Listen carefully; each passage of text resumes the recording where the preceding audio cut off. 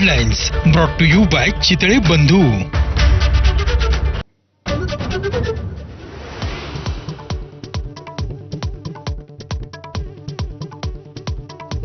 भाजपसोबत जाणाऱ्यांना सोबत घेणार नाही. दोन्ही राष्ट्रवादी एकत्र येण्याबाबत शरद पवारांचं मोठं वक्तव्य.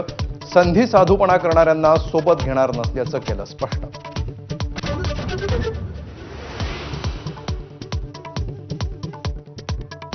ठाकरेंच्या सेनेतून हकालपट्टी झालेले सुधाकर बडगुजर थोड्याच वेळात भाजपमध्ये करणार प्रवेश. पण स्थानिक आमदार सीमा हिरेंचा विरोध कायम. बडगुजर यांच्यासोबत एकत्र काम करू शकत नसल्याचं केलं स्पष्ट.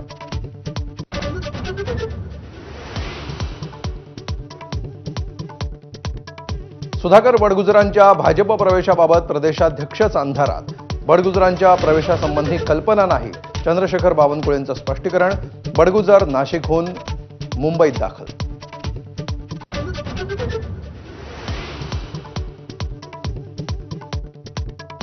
खासगी सचिवांची नियुक्ती रखडल्यानं शिवसेनेच्या मंत्र्यांमध्ये नाराजी. उपमुख्यमंत्री एकनाथ शिंदे घेणार आज मुख्यमंत्री फडणवीसांची भेट.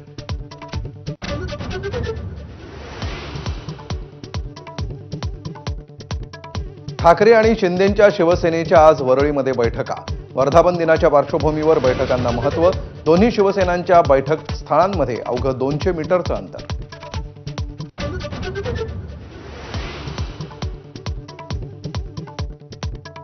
कोल्हापूर शहराच्या हद्दवाढीला 20 गावांचा विरोध. हद्दवाढ झाल्यास झेडपी आणि मनपा निवडणुकीवर बहिष्कार घालण्याचा इशारा. मुंबईत होणाऱ्या बैठकीकडे गावकऱ्यांचं लक्ष.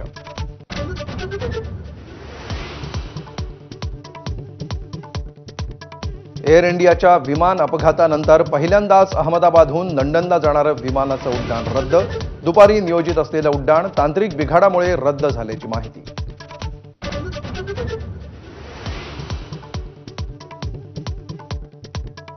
अहमदाबाद विमान दुर्घटनेवेळी विद्यार्थ्यांनी उड्या मारून वाचवले प्राण. वैद्यकीय महाविद्यालयातील विद्यार्थ्यांचा उड्या मारतानाचा व्हिडिओ समोर.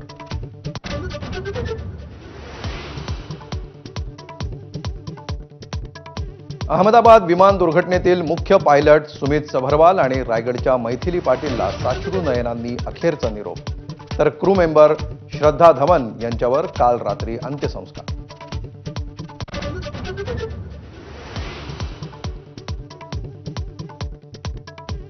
इराण आणि इस्रायलमधला संघर्ष शिगेला. तेहरानमधील भारतीयांनी शहर सोडावं. इराण इस्रायल युद्धामुळे भारतीय दूतावासाकडून महत्त्वाची सूचना.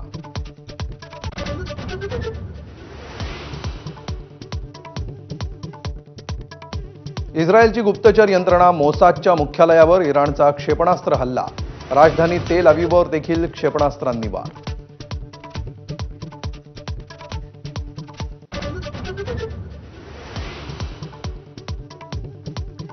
नमस्कार.